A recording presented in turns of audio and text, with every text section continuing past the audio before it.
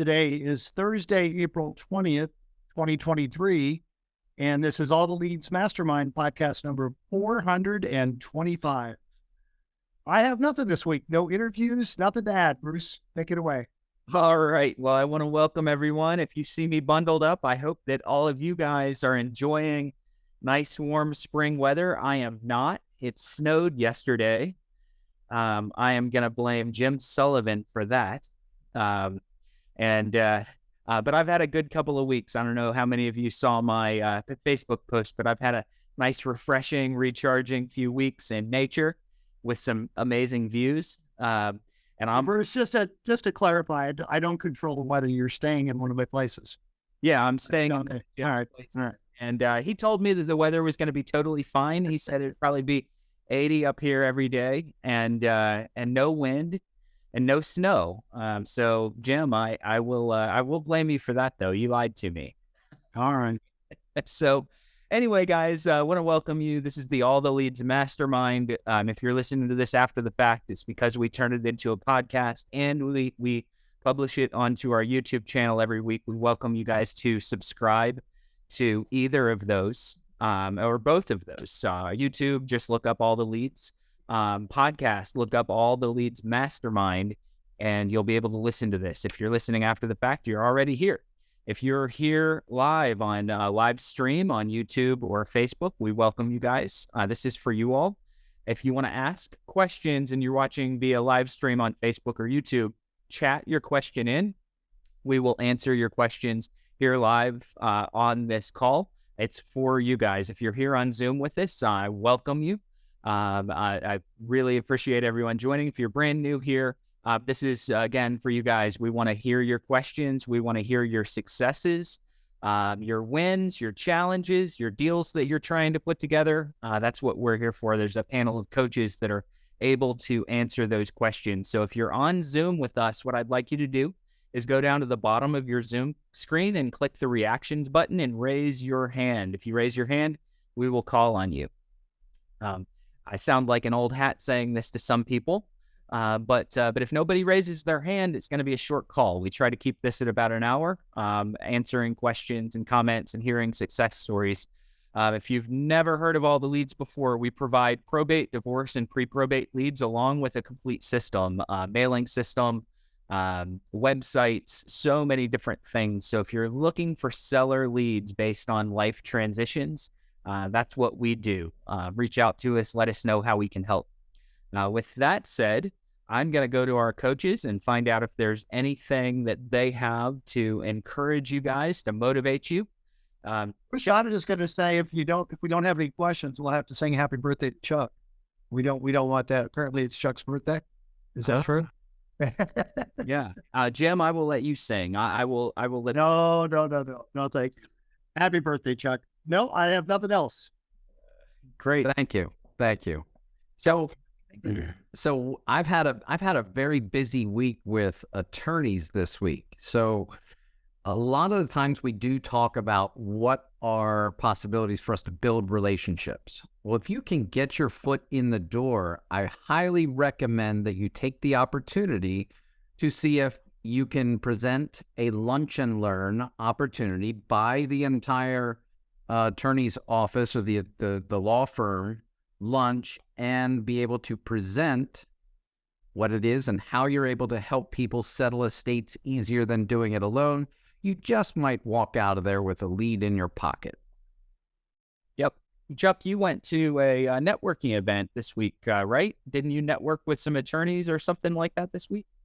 I've been with attorneys Monday, Tuesday, Wednesday, and I just came back from an estate planning attorney just prior to this in time to get lunch and hop on the podcast. So I've been, and you know, for me again specifically, right? I've engineered this very intentionally so that way I have an ulterior motive to walk into an attorney's office. So I signed up as a volunteer and ultimately the chair for the executive leadership team of our county's Walk to End Alzheimer's for this year.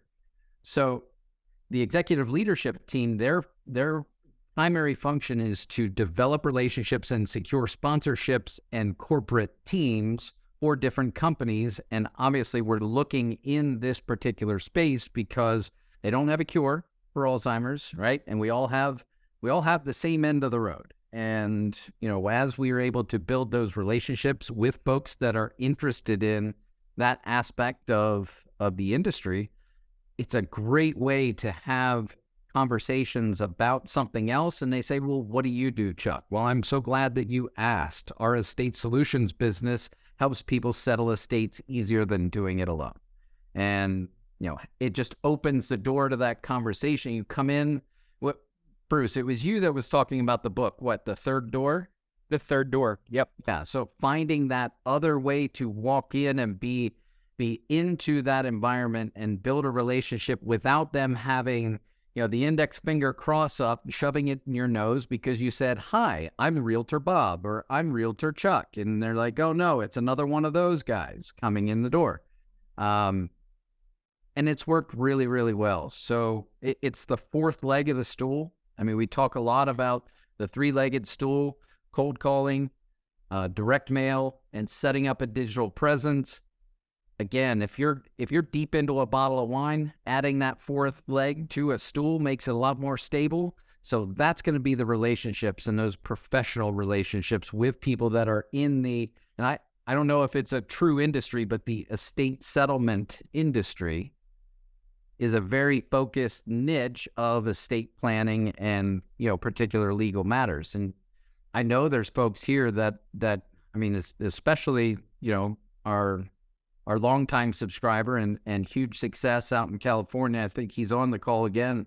I mean, John Cooper's doing that, and it's consistently feeding him deals. So and there's no right or wrong way to do it. We just recommend that you have a value proposition that is interesting to those folks and how you present themselves and be consistent.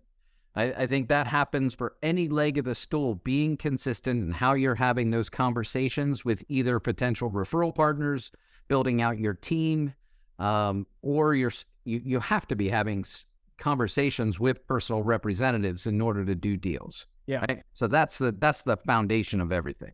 So guys, if you don't know how to create and present an interesting value proposition, get into Probate Foundations in 2 weeks. Probate Foundations, we're going to teach you how to present your unique selling proposition and come up with it in a way that doesn't bore people or confuse people. Want you to do that. And then Chuck just referenced the book, The Third Door. I highly recommend that. The Third Door really talks about, it's written by a young guy, like really young guy that was in college when he started writing the book, interviewing billionaires. And of course, like a lot of us, when we were in college, we might have had party and clubbing on our mind. And he talks about going to a club and wanting to get in. And there was really two doors that everyone goes to. You either spend money and you go to the door where you have to pay a cover fee to get in, or you're highly influential, you're a celebrity, you have connections, and you go to the VIP door. And he said, if you aren't a VIP and you don't have those connections and you don't want to wait in line with everyone else, there's always a way to find a third door. And a lot of times it's the service door in the back of the building, and you go in with the chefs and the bartenders and the service providers and different things like that. But you got to look for the third door. And that's exactly what Chuck was talking about. Now, we want to have the ability to get in all doors in our business. We want to market. We want to prospect. We want to stay consistent. We want to have a website. We want to create video content like our friend Courtney Rollins in Durham, North Carolina does. We want to do all those things. But we also want to start building those rock solid relationships on the side, because when they start flowing referrals through their businesses into you, that's when you've got things that are really clicking. You got business coming from letters. You got business coming from prospecting. You've got business coming from referrals. It gets really fun when each one of your legs of your stool gets clicking like that. And it's not only fun, it's predictable. Yes. Absolutely. And that's what we're all in it for. So Arrington asked through YouTube, I appreciate this question, and I think it fits really well with what we were just talking about. So he said, why do people start and give up so quickly How can a newbie stay focused? Number one is you have to recognize what is at the end of your focus. So what your success is. So many people are focused on their end objective, which is success. They say, hey, I want 5 probate deals a month. I want 2 a month. I want 1 a month. Whatever that goal is for you, the goal is really good. But when you're focused exclusively on the goal, you make missteps. So what I want you guys doing is figuring out what your steps need to be to get to the goal. So number one, set realistic goals with a realistic time frame. And we talk about how it's generally going to be about 6 months before you start seeing predictable business, not business in general. Some of you are going to close business in a week. Well, at least you're going to find business in a week. Some of you are going to find business in 2 months, 3 months, 4 months. 6 months is where you can start to predict on a month-over-month basis, as Chuck just referenced, what is going to start showing up in your bank account. Okay, so you have to know that, and that's something that you've got to set that realistic expectation. And then you want to lay out your key performance indicators, or KPIs for short. You don't know what KPIs are, go Google it, look it up. You want to identify those activities that you can do on a day in, day out, week in, week out basis that will lead to the result. So don't focus on the result. Focus on the core activity, and I call those the clues that lead to success. Because there's a saying out there. I think Jim Rohn was the first person to say it. Maybe not. I hear Tony Robbins say it a lot. But it's success leaves clues. Stop focusing on the success and start focusing on the clues that will lead to the predictable success in 5, 6, 7 months for many of you. And realize that business isn't always going to take that long to get predictable. But if you build your plan for that, you're going to start to see it, and you're definitely going to get there.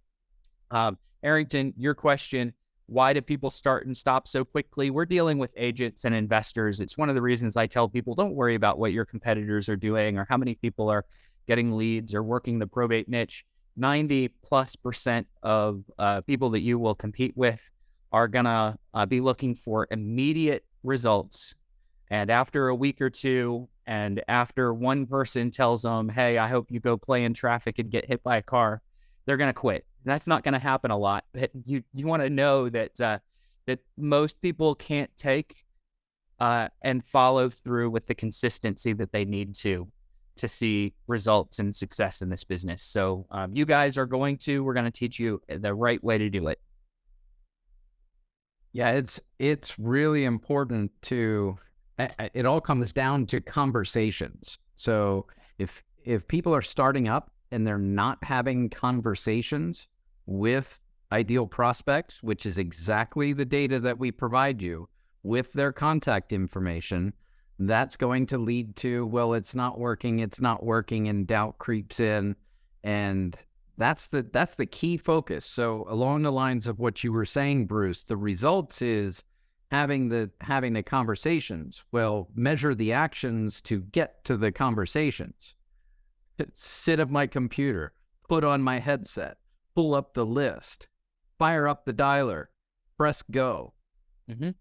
Those are the measurements that you want to measure, and then the conversations will be the result, and then the deals will be the result of those conversations.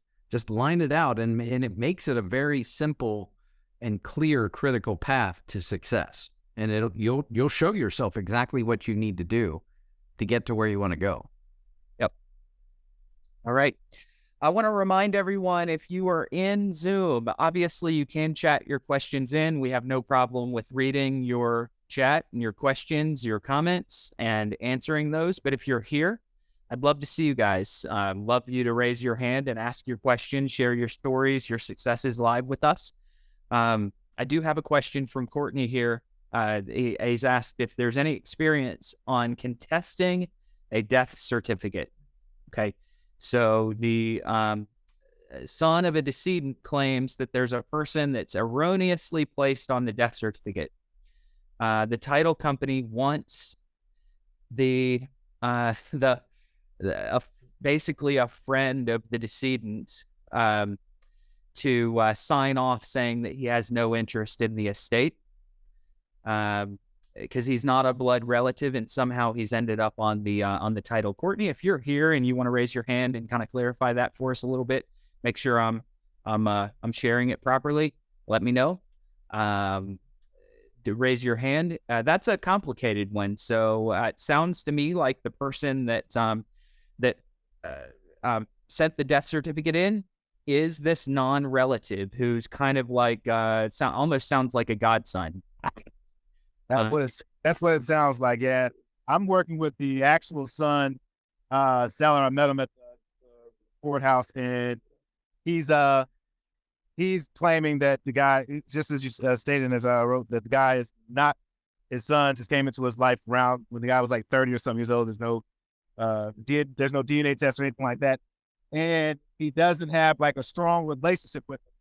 I have it locked up and put it in title. I have a buyer, but the title company just contacted me requesting affidavit from the alleged son, and wants them to have a notice of creditors put in. This is North Carolina, so I helped them put the notice of creditors in because they just need to see that at least one time that it was actually filed once.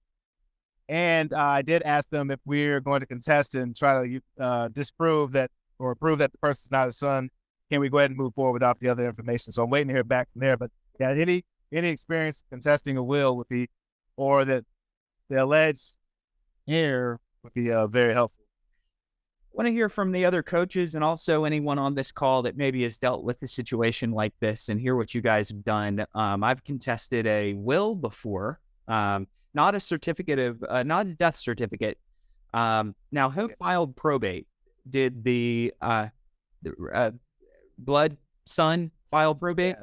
So the blood son is the administrator. He filed probate. There's no will, so he's the administrator.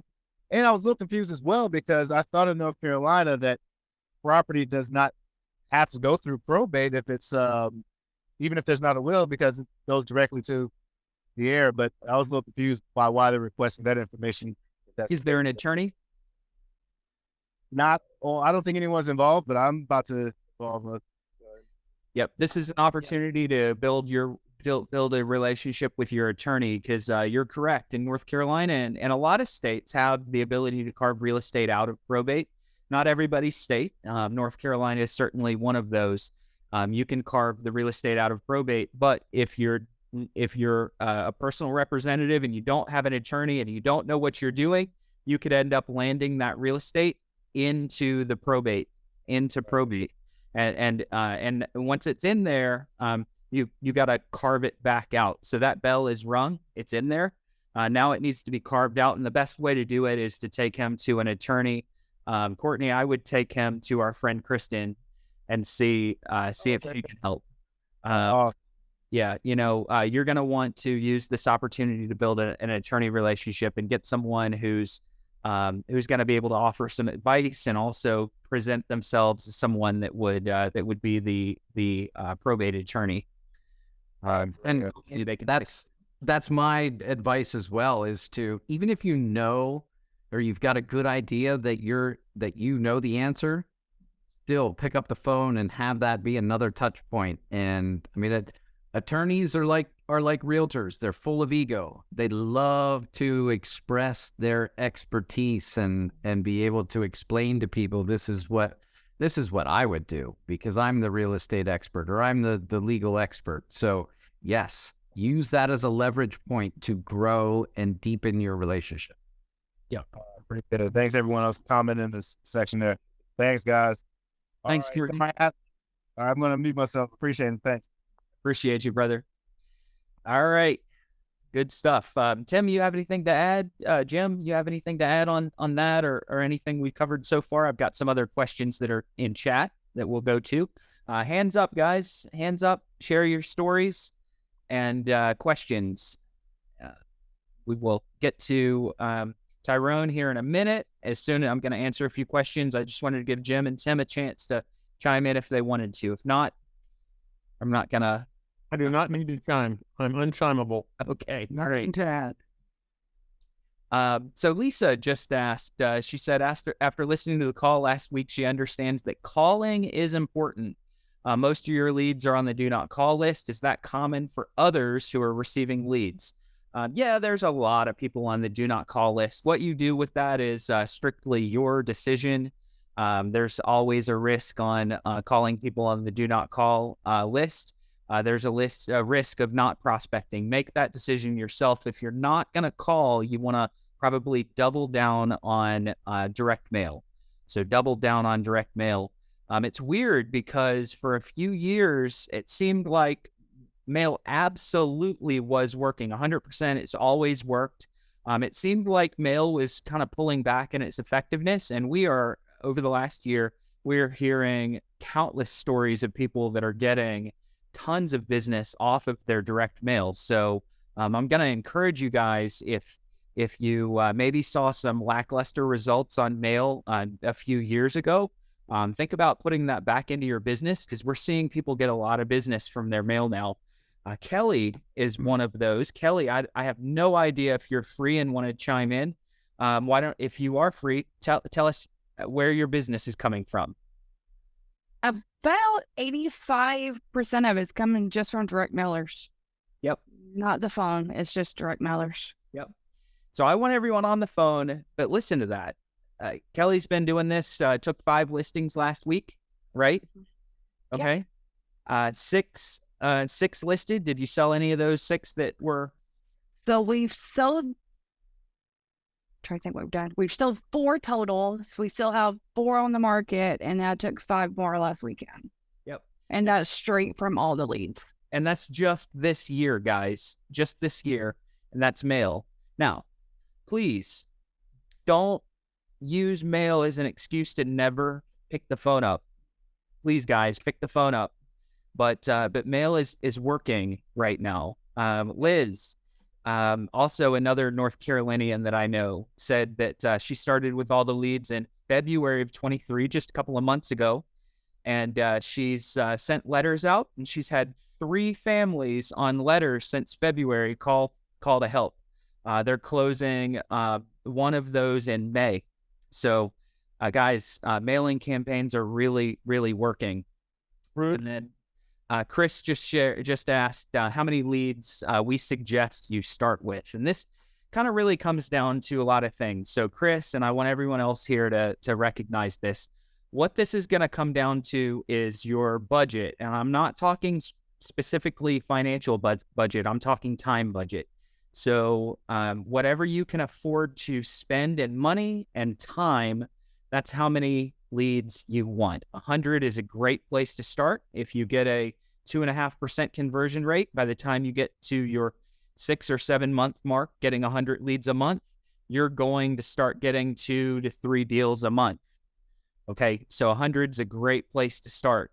But what I really want to get to is you want to figure out how much time it takes to get your average deal. So how much time on the phone and appointments it's going to take, and how much money you're going to spend on 100 leads to get that deal. So I know in my business, in probate, because some of you have heard different numbers for me in probate, about $926 is what it cost me to get a deal. And that's because I go money heavy.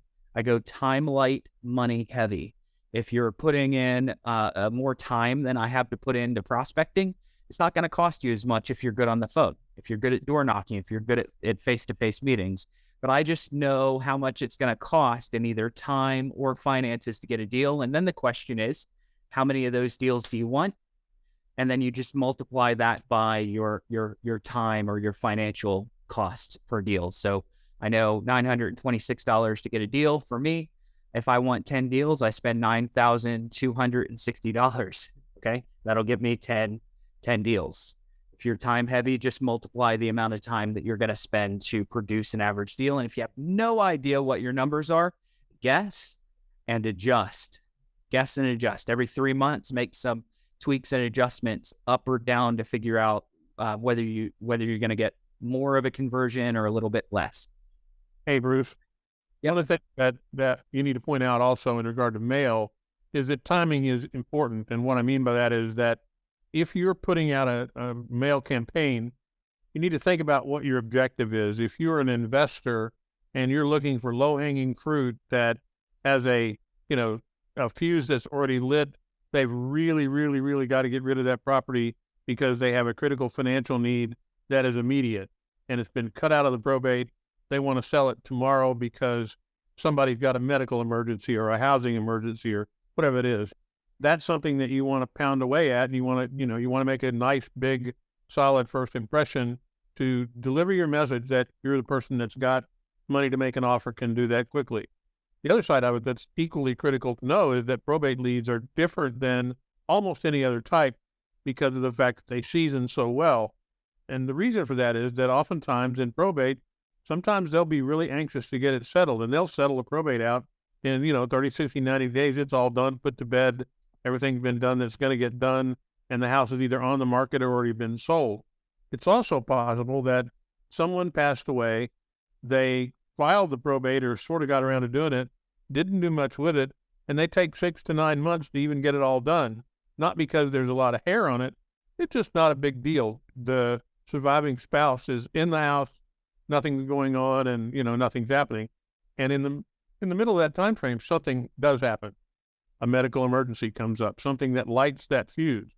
So the point being is that in almost every case, what we find is that at the very beginning, everybody's after the low-hanging fruit. All the investors that have the opportunity to acquire probate information, they're banging away at it hot and heavy in the very beginning. They don't have any kind of staying power. They're not staying in the game. Theirs is strictly a numbers game.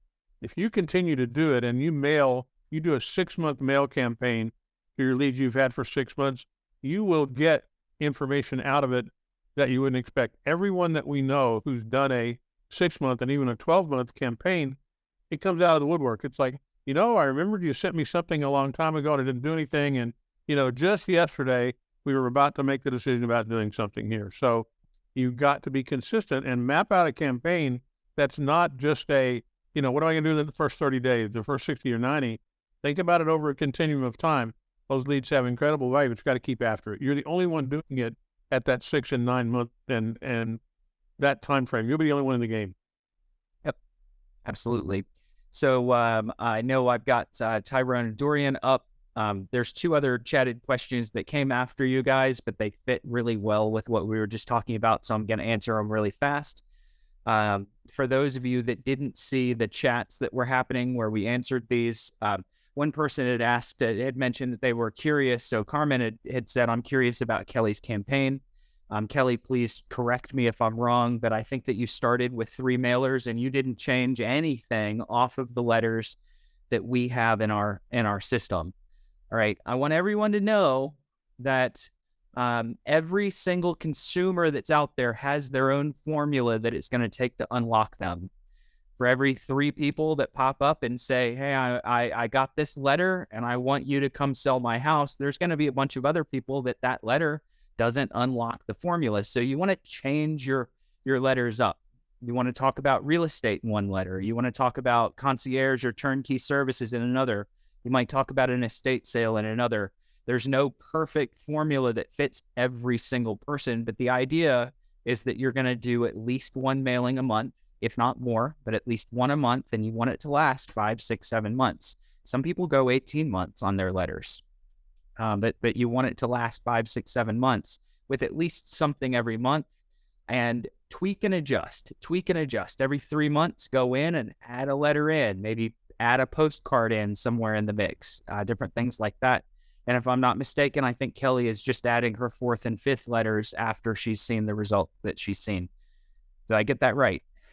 You did. So we started with the first 3, and then I just added month 4, 5, and 6. So I doubled. And what do your first 3 generally say? One just says we can help you with your probate. It offers a list of services with property management, electricians, clean out, all the things. That's the first one. The second one is just a follow-up saying, hey, we sent you a letter last month. And then the third one is they're very much like, hey, if you have real estate, this is what we do with real estate. And then we just added postcards, brochure, and then the checklist. Great. Wonderful. Thank you so much for contributing, Kelly. I'm leaning on you a lot these last couple of weeks. It's good. Rebecca had asked if we could share which direct mail service we're using. We're using the All the Leads direct mail service. It's called Mailbox Motivator. The good thing is, for anyone that puts 3 or more touches on autopilot, it comes with a substantial discount. So autopilot is where you set it and forget it. Doesn't mean that you can't tweak and change and add things later, but you pick 3 or more mailers and say, I want this one sent 3 days after my list comes out, and this one sent 35 days later, and this one sent 45 days later. And as long as there's 3 in there, there's a big discount. We have 40 plus letters and postcard templates that you guys can choose from. You can make your own edits and make it more like you, or you can go really minimal on your edits. But Mailbox Motivator and our All the Leads platform, we're able to fulfill your mail for you, even if you're not getting leads from us. If you want farming, or you want us to mail FSBOs or different people like that, you can always use us for that as well. But our letters are very specific for the probate industry, but we can help really anyone. Now, with that said, I know Tyrone's been waiting for a while. Dorian, you're going to be up next after Tyrone. Go ahead and unmute yourself. Thanks for the patience and waiting with us. Oh, sure. Thank you. New to probate, not new to real estate. I've been in real estate now for about 15, 20 years. I'm just kind of curious, who would you contact first, or does it matter, the PR or the attorney? When you get your leads, your campaign wants to be built specifically around the PR. Okay. I don't call the attorneys or send a letter to the attorney and say, hey, I see you're working with the Tom Jones estate. I don't do that. I do work with the attorneys separately, but I don't customarily, and there's some exceptions to this, but I don't customarily go after the attorneys talking about a single specific estate until I've made contact with the PR. And then I will get the PR's permission to speak with their attorney and say, I know they probably have billable hours. I'll make it fast. I just want to make sure that I know how to help you. And then I'll call the attorney and say, hey, I spoke with your client, so-and-so. This is about the estate of this person. Do you have 5 minutes? And now I've got my in. Now, so I'm going after the PRs with my marketing and prospecting really heavily. Now, all the attorneys that land on that list, I'm typically going to pick 5 to 10 of them that I want a relationship with, and I'm going to start to go after them and build a relationship without necessarily honing in on the specific client that we share. I'm just trying to build a relationship with them in general. So I'm running 2 campaigns, one that's focused on the PR and then a completely separate campaign focused on the attorneys. I see. Okay, that's great. That clears that up. Okay, and number 2, I don't know if this is the right place or maybe it's going to be somewhere else. Do you guys have a place where we can role play the agent calling the PR? Because I'm eager to get on the phone, but I don't want to mess it up yet. But I'm going to get on there. I want to have some sort of good foundation. So I have no problem talking to people. That's no problem for me at all. But I just want to make sure that I come at it the right way. I don't want to be trying to reinvent the wheel when all of this expertise is right here. So I'm just diving in, leaning on you guys first before I start making those calls. So there's a lot of different places to role play and a lot of different ways that you can make those calls. There's also a lot of different ways that don't work as well. Exactly. But there's multiple ways that do work. So role plays, really 2 different ways that you can plug in and role play. So number 1, if you're not on the All the Leads Mastermind group on Facebook, go join the All the Leads Mastermind group. Okay. There are people in that group that want to role play. There's standing role play calls. I believe our friend Douglas heads one up. I believe that that's still going. Most of the people that join that mastermind, not that mastermind, that role play call with Douglas and some of the others have typically been through my 2-day prospecting mastery class, which is coming up next week, by the way. So there's a 2-day prospecting mastery class where we work you through one of my ways of prospecting. It is not the only way to prospect. It's kind of nuanced. It's very much centered around rapport building and information gathering before we dive into real estate.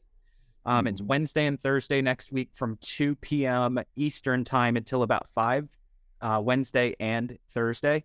So 11 Pacific till 2, or 2 till 5 if you're East Coast. And that class is $149. We try not to charge for trainings and classes very often, but that's a substantial class.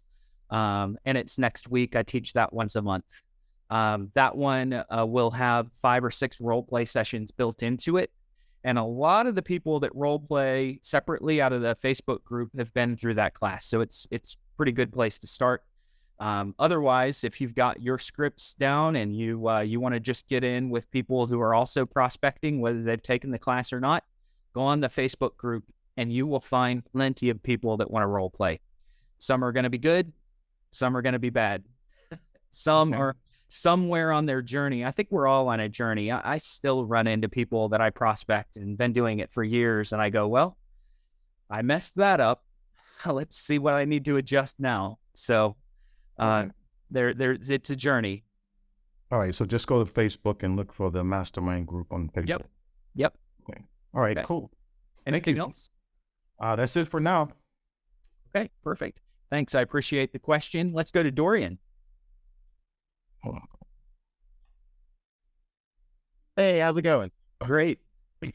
Cool. So I just have a really quick question. I've been really doing more so bootstrapping as terms of prospecting, where in my community, I've seen a good amount of homes, either they were boarded up or they've had like code violations or something of that nature, where I actually have seen it would say under the estate of whoever the owner was. So then I would look that up in public record and I would see that nothing has been filed in terms of a probate.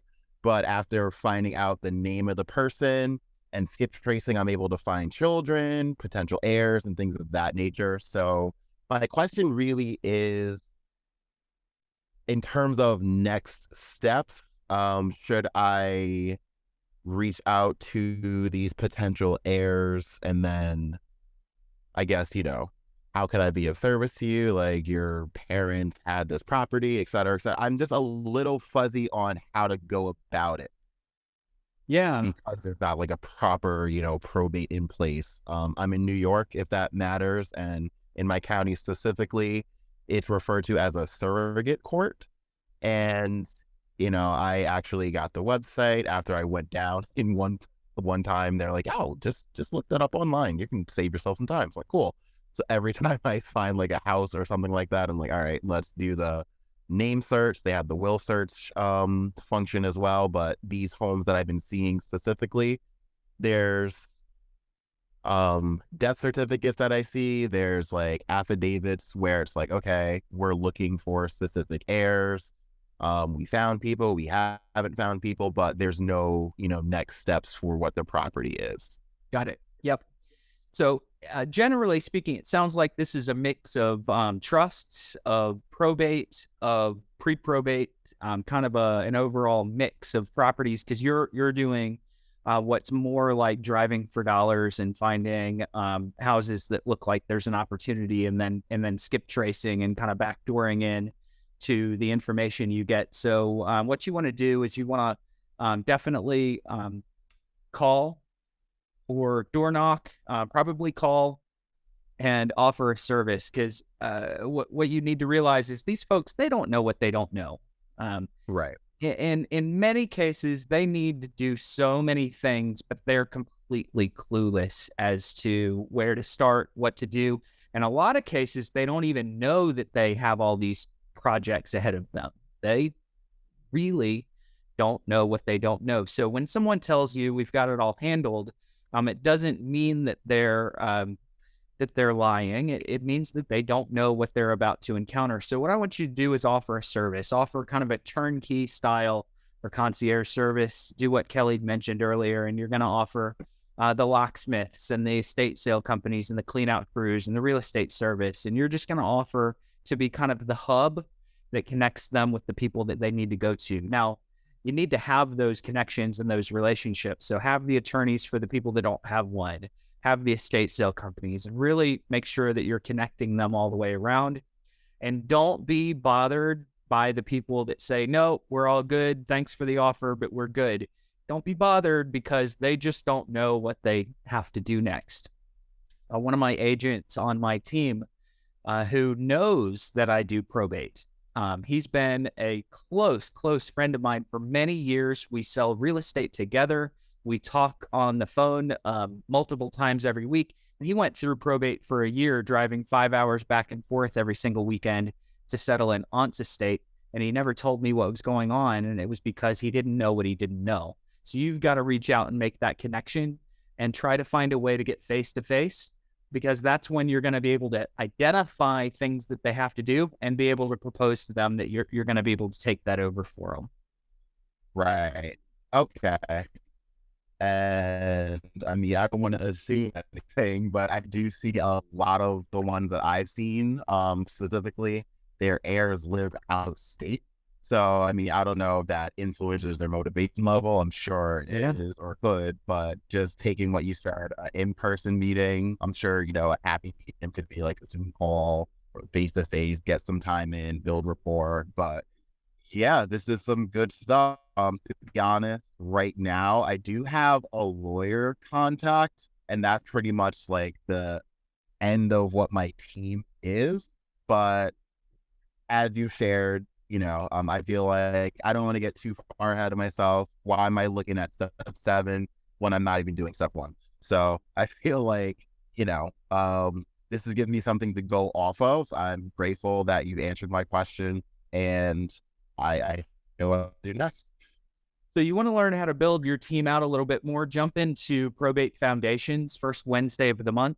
It's free for everybody, whether you're getting our leads or not. Jump into that, and we will we'll kind of walk you through building that team out a little bit more and being able to offer more of a comprehensive service that's really going to be of value and separate you from anybody else. But regarding the out of state personal representatives, I mean, they have the highest likelihood of needing help from feet on the street in your local market. So absolutely, they have a priority for you to reach out to first. Yep. Cool. Good to know. Good to know. Good. All right. Let's go to Joan. Then I'm going to answer a couple of chatted questions, and then we'll come to you, White. Joan, go ahead and unmute yourself. And thanks, Dorian. Thanks so much. Hello.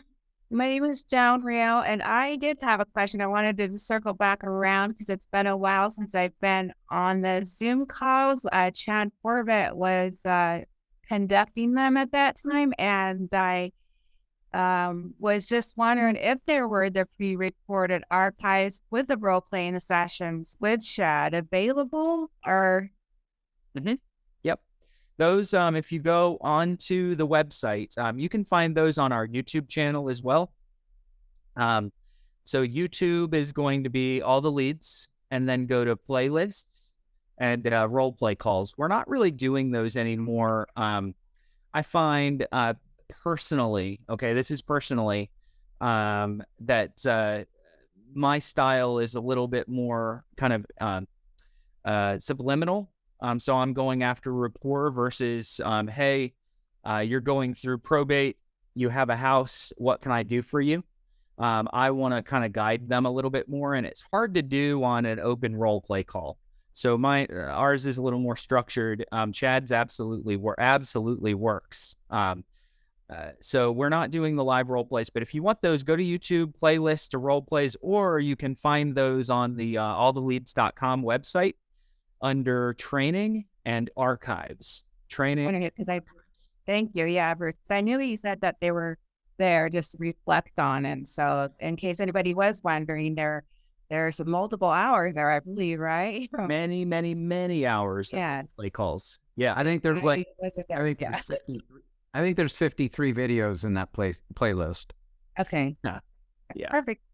And one thing we always one thing that we mention frequently, if you're looking for something specific in one of those videos, just put it in the search bar up there like you would Google. If you're looking for, attorneys, absentee owners, surviving spouses, and all the videos that we've done that apply to that will come up, and they're in the order of the most recent first. So you don't have to sort through them all. You can use it just like you would Google. to do a search. Now you have to do that in not when you're signed in, but or maybe it works in both cases. I'm not sure, Bruce, if they're signed in as a subscriber, or do they just go to the base website to do that? I know the base website, right? Alltheleads.com. Go to alltheleads.com. Yeah, just the base, and put it in there, and you'll be able to find what you're looking for. Okay, great. Thank you, Jim. Yeah, because just people have different learning styles, and I just wanted to make sure, but I definitely will enjoy this Zoom call. Amazing. Thanks, Joan. Thanks. All right. White, in just a minute. Let me go to Aphrodite. I think I hate to butcher names. So how do you build business relationships with probate attorneys? The master is here, and that would be John Cooper in California. We've got several people who've got great business relationships with probate attorneys, but I think that you want to be able to bring your leads to them. So find one or two that you want to build a strong relationship with. Ask them what their process is if you have referrals. And then as you're talking to people that are unrepresented, ask them if they'd be willing or be interested in getting a free or affordable consultation. Free is best. Consultation with an attorney just to make sure that they're doing the right things, and then make those connections. Those attorneys are going to be indebted to you if you bring them a few clients. Otherwise, I want to get into 5 to 10 attorneys' offices every single month, and I'm building a relationship with the gatekeeper with kind of goodies. So chocolates, donuts, bakery items, always with my cards and brochures on those. I'm not trying to push through the gatekeeper. I'm strictly trying to make sure that when I leave, everyone comes up and goes, "Oh, who brought these donuts?" And they see my name and brochure over and over and over again. And then when I'm able a few months later to ask for the attorney, it's really warm because they should already like me. So that's kind of how I do it. If anyone else does something different, I'd love to hear from you guys. In the meantime, while I'm waiting, and if you do something different, you want to chime in, raise your hand. We'll call on you. In the meantime, Denise asked, should we call first and then send out letters, or vice versa? So as I kind of mentioned a little while ago, there's no perfect formula for every single consumer that's out there. Calling first and following up with a letter is going to work for one person, and sending a letter first and following it with a call is going to work for a different person. So whatever you do, just pick your approach and be consistent with it. All the leads leans on the side of sending letters first, following with a phone call, because a letter really does warm your phone call up. I do both ways in my business. And I hate to give you kind of that "it depends" type of answer, but it really does depend. It depends on the person that's opening your letter and answering your phone call. I would probably lean a little bit more toward letter first, call second. Ronald, are the letters in number 10 envelopes working better than postcards? How many pieces are they sending weekly or bi-weekly for probate? So in general, early in a campaign, first month or two, I'm usually going to send mail out every 2-3 weeks. In a letter. Okay, it doesn't have to be in a number 10 envelope. We want to change those envelopes up. So it might be a number 10 one time. It might be a greeting card envelope another time. Maybe you change the color of that envelope a little bit. We can automate all that for you. When I do postcards, I do what I call a pinning process. And I don't mean that I literally pin a postcard to that letter that's going out into the envelope, but I will do a postcard a few days after a letter. That way, if they got my letter and it goes into their stack and they didn't read it and call me, but they're maybe thinking about it, my name's familiar, that postcard reinforces my brand. So I will mix in over the course of about a 6-month campaign. I'll do 2 or 3 postcards that are following really, really closely behind a letter, just a couple of days behind a letter.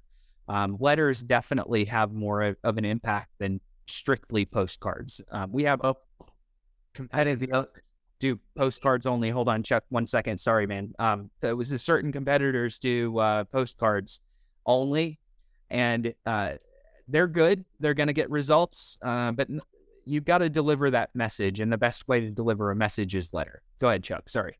Well, going back to Tim's point, it depends on where you're coming from. If you're looking for, people that are looking to move fast, and maybe the house is outside of the probate inventory and it's being handled separately, they need cash, you're going to want to send a little bit more frequently. So it depends super applies to how you're positioning your business, what your goals are, what you're looking to achieve. I mean, you could run weekly mail, in that type of case, because you want to get to them as quickly as possible, because a lot of other competition is going to be doing that as well. So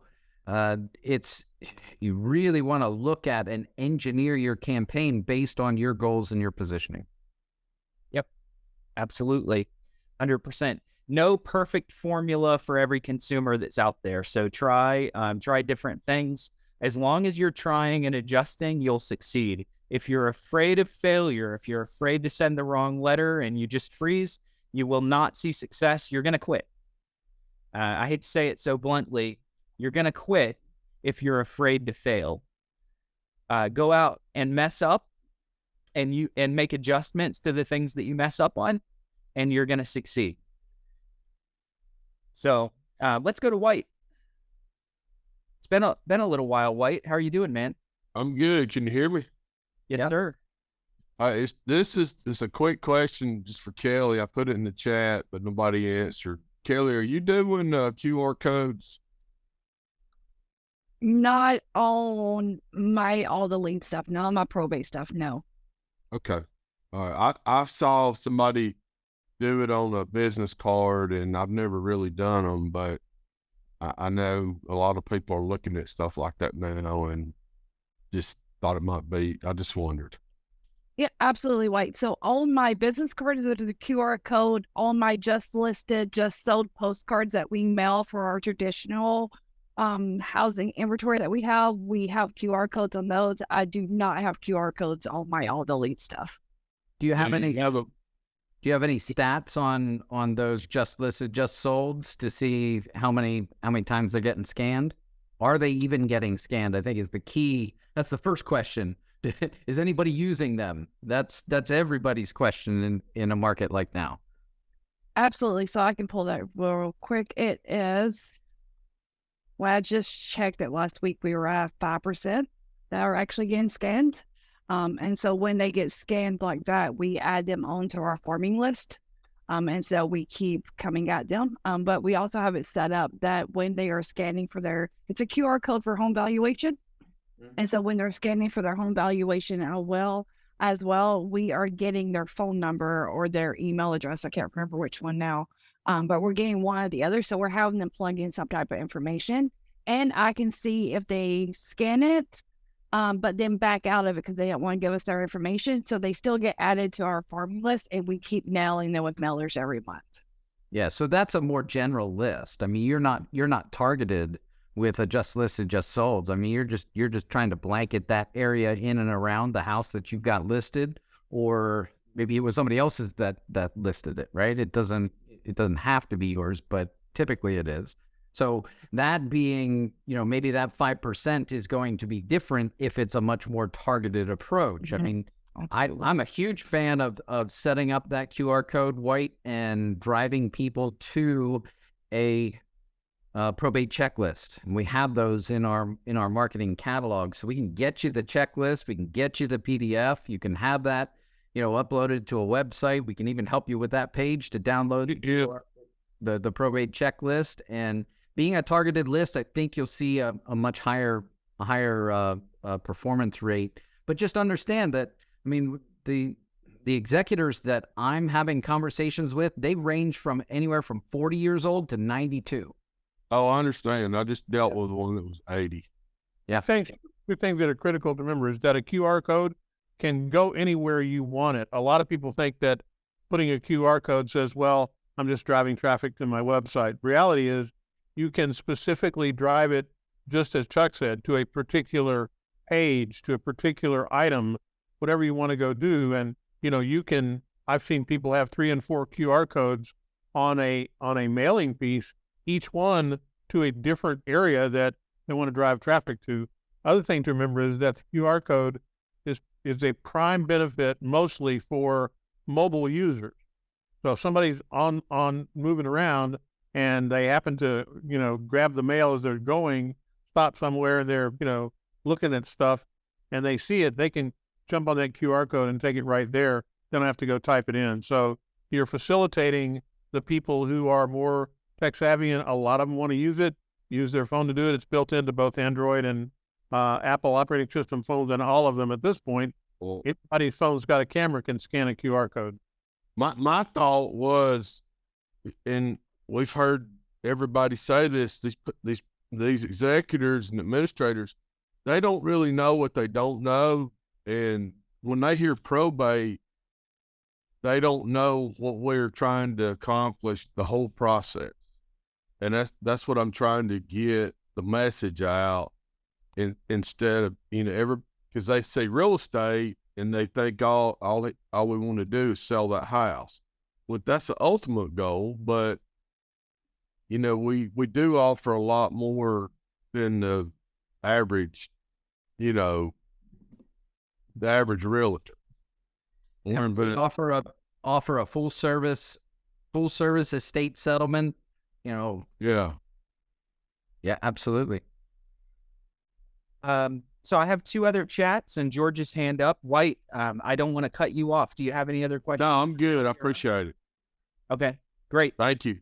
Thank you, White. I appreciate it. So John just asked if we had a nationwide network of people around the country that we could refer to, and that some of his attorneys asked. The Facebook Mastermind group, absolutely, we are talking about putting one together in another way, but for now, Facebook Mastermind group, and then we're going to find a way very, very soon to put a specific networking group together for referrals and introductions, but use all the Leads Mastermind on Facebook for now. And Bruce, just to drive home that point, I think we've got 19,000 people now in that Facebook group. We've got a little bit of everything, and they all kind of came through the company and through all of you people here. So you can find almost anything you're looking for in there, I believe. Mm-hmm. Just put it out there. Yep. It's true. Yes. Tracy asked if we always received a PR phone number versus a deceased, and if we provide the personal representative mailing address or the deceased. Yes. Yes to all. You're going to get the decedent's last known address. You are going to get the personal representative's address.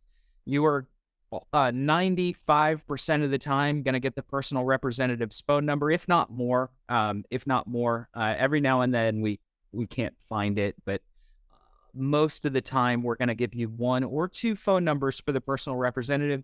We're also going to give a couple of additional likely relatives or heirs with phone numbers, and occasionally we'll have the decedent's phone number tied to the lead as well, if it seems like it's still active. So sometimes you're going to see the decedent's phone number there. Most of the time you're going to have a personal representative phone number, and you're usually going to have one or two other contacts that should have some involvement somehow.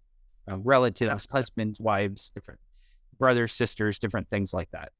I've got a pro tip. If the number comes back and it is incorrect, you do have the possibility. Most MLSs has something like Remine or HomeSnap Pro or some type of app service that you can go to the mailing address, look up the mailing address of the PR, and it will give you their contact information if it's linked with your MLS and you're a member of that MLS. So you can even text them, call them straight from the app. So that's another way to a pro tip to find something if the data doesn't match up. But our data is really good. Yep, love it. All right. I don't know if anyone's going to get this reference, but I'm going to say, hi, Mr. George. How much you pay for the new guy?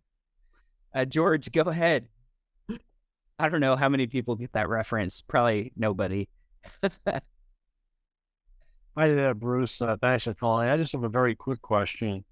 On the letters that you send out, are you sending branded envelopes and letterhead? Are you sending plain, generic, a mix? So, A little bit of both. A little bit of both. I want for the good old boy that lives next to mom and dad and has been there and works on cars in the backyard. I don't want him to open a letter and see a form letter that's loaded with branding. I want him to feel like I'm just kind of the guy next door that can relate to him, or the gal next door that can relate to him. And then for those really professional people, I want them to see something that's more kind of form letter with some branding on there. But you're gonna have people that open a letter and they look at it and they go, well, this isn't professional enough, and they throw it away, or they don't read it. And that same person that maybe threw one away, next month they're going to get one that's more professional and they're going to like it. Maybe it's 2 or 3 page letter, they like that, or maybe it's a really, really short letter, and and they go, this isn't enough. So you're changing your marketing approach up every other time so that it appeals to a different segment of your audience. So I would the message that you're delivering sometimes determines what you're sending out. If you're trying to put something out about a listing and all of the wonderful things that your organization provides as a listing package, then, you may want to brand it. If you're talking about personal services or experiences or anything like what Bruce said, like you want to make it more folksy, probably not. But look at your message and think about how you want to deliver that message, as opposed to, just a packaged approach. This particular info that I'm putting out in this one probably would benefit from having a logo on it. This one not. And maybe this one is just a regular letter, but on the outside of the letter, it says regarding the estate of, Sally Smith. So that sees it as a legal document, or somebody who might be putting a lien against the account. So it's a lot of it has to do with the message. True. All right. Thank you. Thank you, George. Appreciate it. All right, guys, in the off chance that I overlooked anyone that chatted a question in, because we had just a lot of chats today. If I did overlook anyone, it was not intentional. We will go through. If there's something that we missed that I can answer by video, we'll do that, and make sure you guys see it on our socials. So make sure that you're following us on YouTube, All the Leads, and on the Facebook group. So if we miss anything, we'll put it there. One of the beautiful things about this is people ask questions that you might not have thought to ask, and it's kind of the perfect thing for you to listen in on. Same thing goes for the YouTube channel, the podcast, and the social media pages. Someone is going to ask a question that you're going to learn a lot from, especially when we're able to give kind of an answer, and some of our community members are able to put their 2 cents in. We've got some really smart people in this group. Many of them have more experience than us as coaches, and they're going to be able to contribute as well. Jim? All right. I want to thank each and every one of you for being here today. Like I always do, I want to particularly thank those that actively participated, shared experiences, thoughts, and ideas. I want to challenge each of you, take one thing that inspired you on this call, go out and put it into practice, and please come back next Thursday and share the results with the group. Have a great week, everybody. See you same time next Thursday. Take care.